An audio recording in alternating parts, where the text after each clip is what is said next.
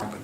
Empirically, that assumption really failed. Failed in the sense that some people become really rich, and some of the poor people become even poorer. And in this year, if you compare with 10 years ago, with some exceptional cases, China managed in a period of 7 years to help more than 100 million people to get out of this poverty-stricken environment. In other words, if the family earns only $1 under the poverty line, and many of the Chinese move beyond, but maybe only $2. Extremely poor still, but according to the international standard, they managed to be able to move beyond that poverty line. Now, not only that, nature is another very good example. And there's very strong, I think in one of the presentations over the weekend, there's a very strong belief that science and technology eventually will help us. Not just that, but also natural resources. We're going to generate, now we still believe we're going to generate some new ideas, new thinking. Commercialization may take a long time, but scientifically, we've already been able to solve a number of problems to deal with the environment. If these scientific accomplishments can be broadened, then we have a chance of dealing with it. Of course, without knowing that all kinds of major policies may lead to unintended negative consequences. Sometimes these consequences occur in the long run. Not in the next, let's say, 2 years, but in the next 5, maybe even in the next 10. So that's, right now, you know that in America, all constructions of major dams discontinued. Many of the big dams, they try to demolish them if possible. But as you know, that's not true with many other societies, and especially developing countries. Another thing I think is very close to our course is the notion about work ethic. If you have work ethic, then your economic development will be greatly enhanced. It's very easy if you work hard, eventually, if you work hard and save more, your economic power will be greatly enhanced. It's not the wealth of the nations, that's a different argument.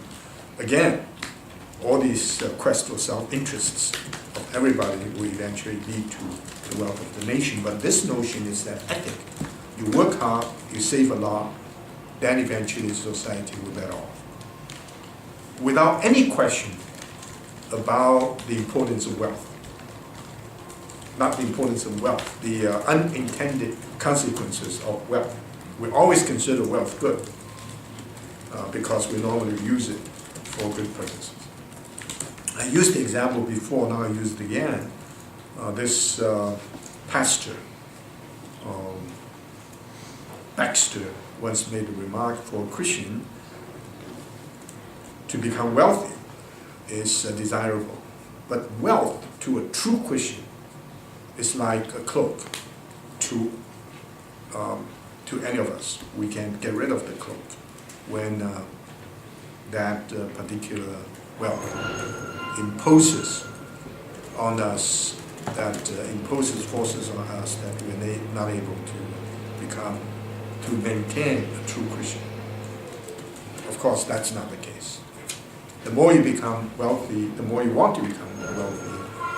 And before you know it, the basic principles of being Christian are relegated to the background.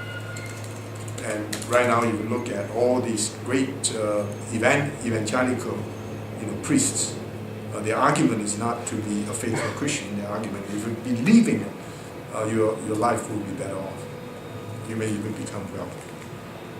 Now, for Confucian ethic, there's also the notion that Confucian ethic, even in the 1980s, may have contributed to the rise of not only Japan, but also the 4 mini dragons recently of Vietnam and part of China.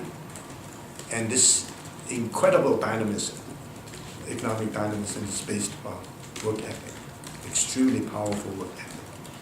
But work ethic may undermine honesty and trust because you're totally committed to this process.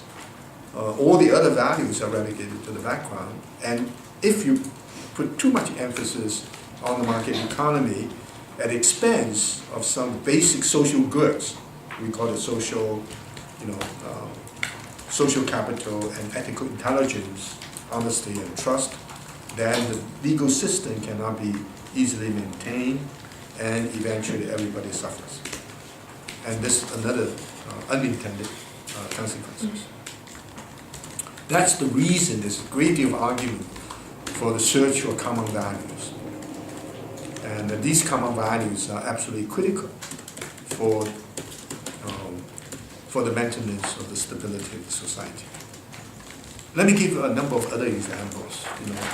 The search for common values is so self-evident, and the minimum, we call it thin search, the minimum requirement we've talked about this time and time again, such as the golden rule stated in the negative.